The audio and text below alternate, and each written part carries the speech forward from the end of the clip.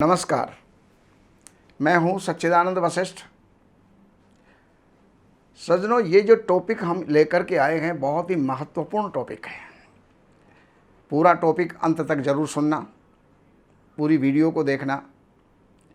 ये टॉपिक है बेटी के घर का अन्न,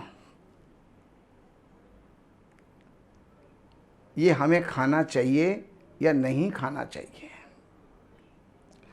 तो उसके लिए हमारे बुजुर्ग, ऋषिगण, शास्त्र ये क्या कहते हैं।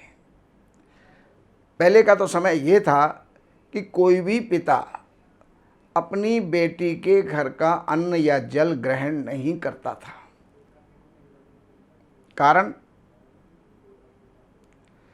कि बेटी को हम इतना दे नहीं सकते तो बेटी का स्वीकार कैसे करें। दूसरे नंबर पर अब समय कुछ बदल गया, तो बेटी को वहाँ पर भोजन भी कर लिया, जलपान भी कर लिया, आए कुछ पैसे दक्षिणा जो हैं दे करके आ गए, तो वो ये समझते हैं कि हम उस ऋण से मुक्त हो गए। हमने बेटी का नहीं खाया, हमने अपना ही खाया है। लेकिन याद रखें सज्जनों, एक मैं इतिहास सुनाता हूँ। एक बार एक राजा के महल में एक चिड़िया जो है घोंसला बनाती थी। राजा उस घोंसले को देखता था और हटवा देता था। फिर वो घोंसला बनाती थी, फिर राजा उसको देखता था और हटवा देता था। फिर वो घोंसला बनाती थी, लेकिन राजा उसको हटवा दिया। तो चिड़िया ने आकर के कहा, राजन, आप मेरा घर उजाड़ रहे हो, और एक बार नहीं, आपने बार बार मेरा घर उजाड़ा है। याद रखना, मैं ऐसा बदला लूँगी कि आप 7 जन्मों तक भी नहीं भूल पाएंगे।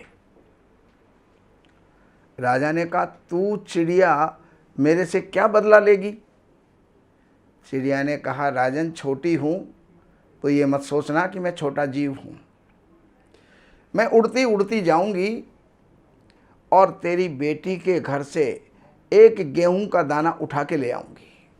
मात्र केवल क्या, एक दाना उठा के ले आऊंगी और मैं तेरे अन्न भंडार में मिला दूंगी। जब वो पिसेगा